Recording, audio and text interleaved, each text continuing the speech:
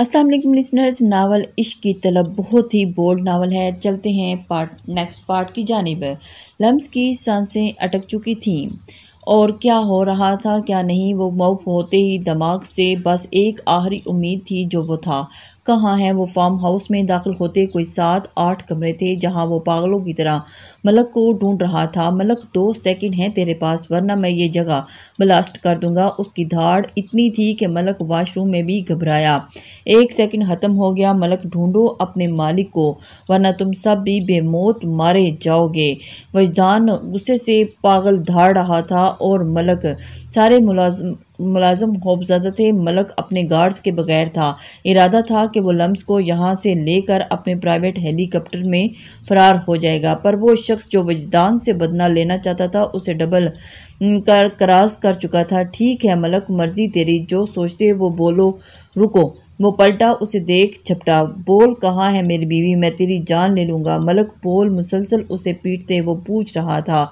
मम मुझे नहीं पता। वजदान शाह कहाँ है वो? जल्दी से कहा। क्या मतलब? सच बोल, मैं तेरी जान ले लूँगा। हसियानी अंदाज में चीखते गोली से उसकी टांग में मार दी। दिल तो चाहा सीने में मारे, पर अभी लम्स का पता उससे पूछना था।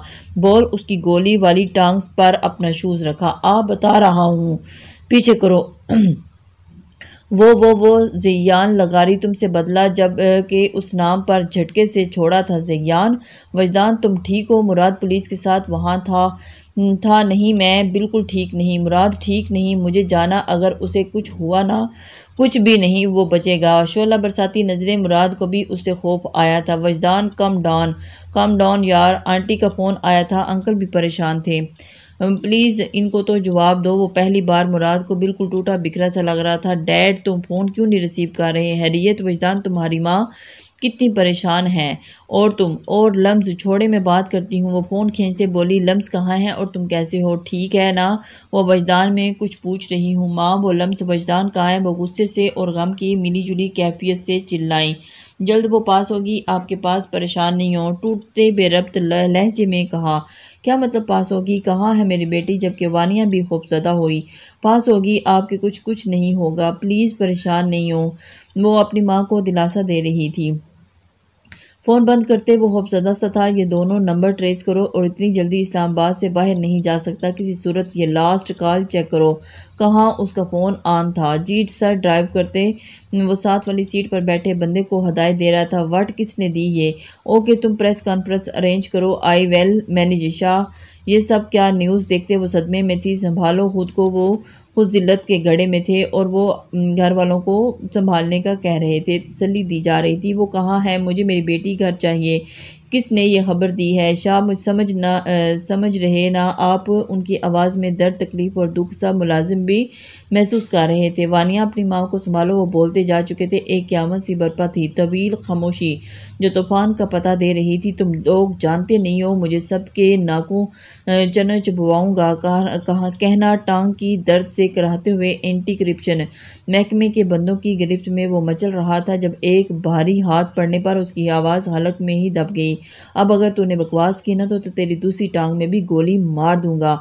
तेरा तो मैं वो हशर करूँगा तो तू सोच नहीं सकता। तेरा रुतबा, दौलत, इज्जत सब ख़त्म। सब अहलकार की धाड़ ज़बान चिपक गई। एमजी कमीने में तेरी जान ले लूँगा। मुझे बाहर निकलने तो दे तू बस। जब एक लफ्ज़ नहीं बुड्ढे, यहाँ तो अब मौत के बाद ही निकलेगा। लोगों को बेमौत मारा। तेरे मुजालिम का भुगतान शुरू। यहाँ से फारिग होकर तो अगली सज़ा के लिए तैयार है। तेरे सारे काले चट्टे ये फ़ाइल में मौजूद हैं। थैंक यू मिस्टर मुराद, आपने वाकई ही पुलिस का महकमा जो काफ़ी बदनाम था, कलंक हटा दिया है। हम आपके बहुत मशकूर हैं। और इसके बाद शुक्रिया। वो मुल्क को के सारे कारनामे उनके हवाले करता। अब वहाँ से आगे का लायहा अमल करना था। वर्ड की क्या तस्वीर देखते वो पहचान चुकी थी। वो किसी सूरत नहीं मान रही थी। वो अपनी पहली मुलाकात के बाद भी मासूम ही लगी थी। ये तो सब न चाहते हुए भी न जाने क्यों वो नंबर मिला चुकी थी। ये क्या सीन है? क्या वो पहले तो इसके फ़ोन से कदरे हैरान था। फिर उसकी बात से न्यूज़ नहीं देखी। लम्स के बारे में क्या कह रहे हैं, वो कहाँ है? मैं तो खुद शशतर रह गई थी और मुझे कुछ समझ में नहीं आ रहा था। मुराद प्लीज़ जल्दी से बताओ, लम्स कहाँ है? वो हैरत से गुम उससे पूछ रही थी। वो ऐसा कैसे कर सकती है? मरजम की बात से वो होश की दुनिया में वापस आया था। What news? वो शदीद सदमे और हैरत में था। हाँ देखो, और वजदान के वालिद प्रेस कॉन्फ्रेंस कर रहे हैं। आप बंदी लगाते मर्जी चलाते। मैं तुम्हें दुनिया की नज़रों से बचाता हूँ क्योंकि तुम अपनी भी नहीं हो, सिर्फ मेरी हो। लम्स झटके से अपनी तरफ खींचे, उसकी गर्दन पर लब रखे थे। तुम मेरी हो, बस मेरी। लम्स अपनी भी नहीं हो, सिर्फ मेरी। उसके लफ्ज़ माउफ होते दिमाग में गूंज रहे थे। जितनी दफ़ा उसका नाम लिया था उतनी दफ़ा उसे उसने पुकारा था। उसकी सोचों में, उसकी रग रग में, हर हर जगह पे शख्स ने जिस्मानी अजियत पहुंचाई थी। Save me Wajdan. आंसू और दर्द की अमेजिश में इंजेक्शन की चुभन के बाद ये आखिरी अल्फाज थे। सर, लास्ट लोकेशन उसकी शो हो गई है। कहाँ की? सर्द आवाज़ में से वो कंपा। सर, पिंडी की। वो जल्दी से बोला, जबकि वो दिल में अब उन लोगों की के लिए दुआगो था कि उनकी मौत से खौफजदा। सर, आपके बेटे ने शादी की चोरी छुपके की थी। माइक सामने करते वो पहले तीर फेंका। नहीं, उसका निकाह हम खुद किसी पर्सनल रीज़न की वजह से मंजर पर नहीं लाए थे। वो काफ़ी काबू बातें बोले थे। सर, सुना है आपके वालिदैन की वफ़ात के बाद आपके घर ही बचपन से रह रही थी, तो क्या आपके बेटे ने उसकी मर्ज़ी के बगैर ही, हमारा मतलब उसकी खूबसूरती देखते, शादी की और उस लड़की की रजामंदी नहीं शामिल थी? और अब वो मौका। No comments. लेकिन सर, आप अपने बेटे को पिछले दिनों में सियासत में लाना चाहते थे, लेकिन सुनने में आया है कि वो क्रिमिनल डिपार्टमेंट से बिलोंग करता है। तो क्या आपको लगता है कि अगर वो घर नहीं गई तो क्या वो किसी ज़ाती दुश्मनी निकाली आपकी बहू की सूरत में? मीडिया के सवालों पर कुछ पल के लिए ज़ुबान किंग हुई थी। हाँ, क्योंकि मैं उसे सियासत में लाना चाहता था, पर मेरा बेटा क्रिमिनल डिपार्टमेंट से बिलोंग करता है। लेकिन उसका सारा मैटर से कोई लिंक नहीं, और ना ही मेरी बीवी से कोई किसी की ज़ाती दुश्मनी। ये सब अफवाहें हैं। तो फिर आपकी बहू कहाँ? आई थिंक इस बात से, पर नो कमेंट। मैं फैमिली के पर्सनल मैटर्स डिस्कस नहीं करना चाहता, तो इसलिए प्लीज़ नो कमेंट्स। मुख्तसर ये कि सब ये सब अफवाहें हैं। नहीं, वो ठीक हैं, परेशान नहीं हो, मैं साथ हूँ आपके। फ़ोन से आती आवाज़ से वो पुरसुकून हुई थी। थैंक यू ताहा। ममा लाउंज में उनकी हालत देख वो परेशानी से उनकी तरफ बढ़ी थी। ताहा, I call you later. Okay, आप अपना ख्याल रखें, मैं कुछ टाइम तक आ रहा हूँ यहीं। फ़ोन रखते ही वो उनकी तरफ बढ़ी। मम्मा प्लीज़, आपकी तबीयत ख़राब हो जाएगी। वो खुद भी परेशान थी और उनके मुसलसल रोने से और ज़्यादा वजदान। क्रिमिनल डिपार्टमेंट से? मेरे खुदाया, कुछ छुपाया उसने? उसकी वजह से कोई ले गया लम्स को? वानी, वो मासूम है। कहाँ दुनिया के ज़ालिमों को जानती है।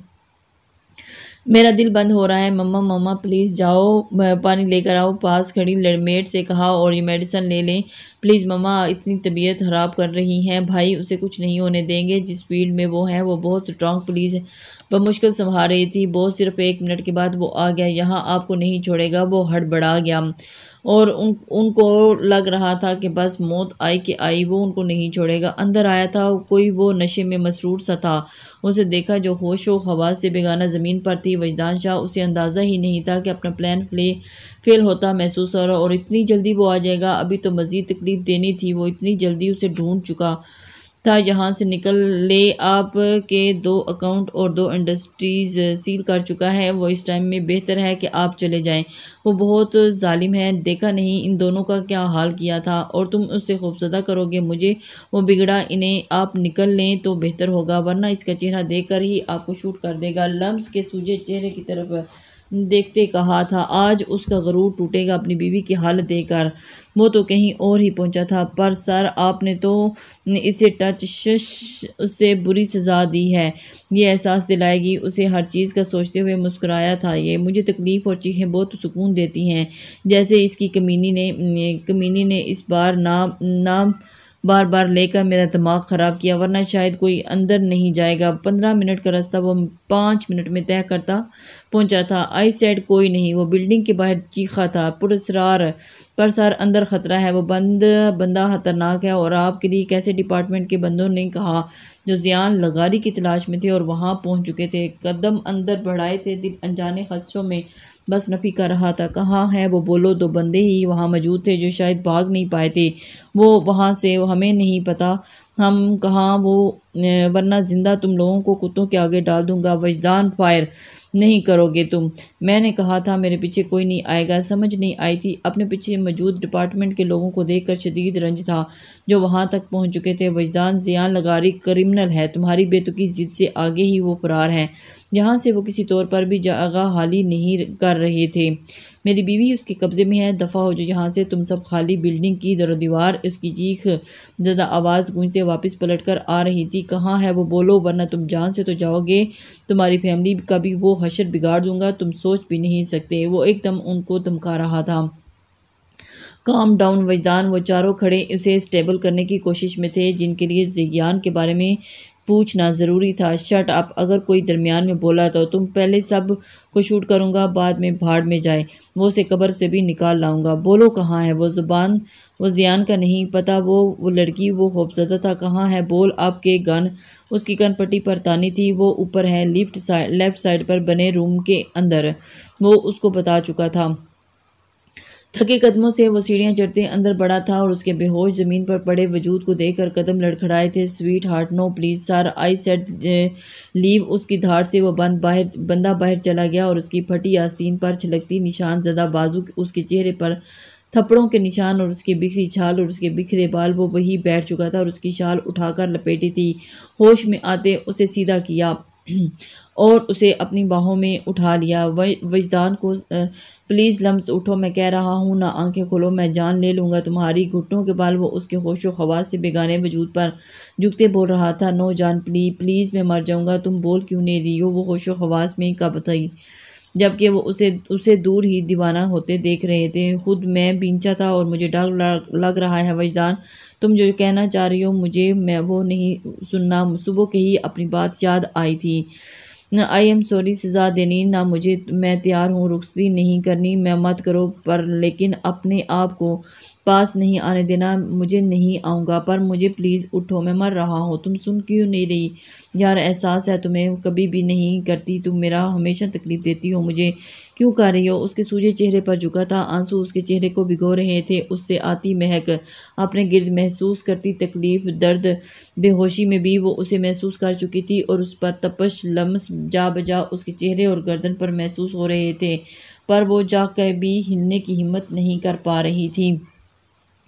वजदान अपने हवास खो बैठा था और उसके हाथ के नरम एहसास अपनी कमर पर महसूस हुआ। करंट ही तो थकाया था। वो दिल गोया धड़कना शुरू हुआ था। पीछे होते देखा और उसके हलते होंठ देख समझ आई थी कि कुछ चीज़ों को सिर्फ महसूस करना ही जान डालने के बराबर होता है, जो अभी उसे महसूस हुआ था। आवाज़ और जुमले इतने आहिस्ता थे कि वो इसके चेहरे के करीब अपने कान ले जाते झुका था। तता तुम नहीं आए, नहीं आए, तुम नहीं आए। I hate you Wajdan. वो एकदम से हड़बड़ाकर बोल रही थी और बेरब्त टूटे जुमले, उसकी आंखों से गिरते आंसू, अल्फाज उसे पूरे तरीके से तोड़ चुके थे। यकदम होश में आते सीधा हुआ था। उसे बाहों में उठाया। सर, बिल्डिंग के बाहर मीडिया है। 2 मिनट में ये लोग जहाँ से गायब हों, वरना तुम लोगों को यहीं शूट कर दूंगा। अभी वो अहम थी और कुछ नहीं। बाकी सब चीज़ें वो फरामोश कर चुका था। वो पास था, यही काफ़ी था। और उस बंदे के 100 टुकड़े करने हैं जिसने इसे अजियत पहुंचाने के लिए इसे तकलीफ दी। ये जानना था। उसे कैसे पता कि वो पहुंचने वाला है वहां और वो निकल चुका था? और ये सब कैसे हो चुका? वजदान, बस उसे। सर, आप पीछे से चले जाएं, गाड़ी वही है। आपकी नज़रें झुकाए फाइक ने कहा था, जो उसका पर्सनल बंदा गार्ड था, जबकि बाकी चारों लोगों में से 2 लोग मीडिया और तफ्तीश कर रहे थे। अंधेरे का फ़ायदा उठाता वो बैक साइड से निकला और उस बंदे की चाल वो उसे बदनाम करना चाहता था। उसके बेहोश वजूद को एहतियात से फ्रंट सीट पर बिठाया था और उसके सीट को पीछे को की थी। सीट बेल्ट लगाते, उसके कंधे पर शाल से रखते, कंधे की सफ़ेद जिल्द पर सुर्खी और जले हुए निशान पर नज़र पड़ी थी। आंसू पर जब्त करते उसके कंधे पर झुका था। तुम्हें अजियत पहुंचाने वाले का अंजाम उसके वहमो गुमान में भी नहीं होगा। उसके माथे पर झुका और वह उसे अपनी बाहों में उठाए ही अपने फ्लैट में दाखिल होते उसे बेड पर लिटाया था। कौन है ये? डॉक्टर कदरे हैरान थी।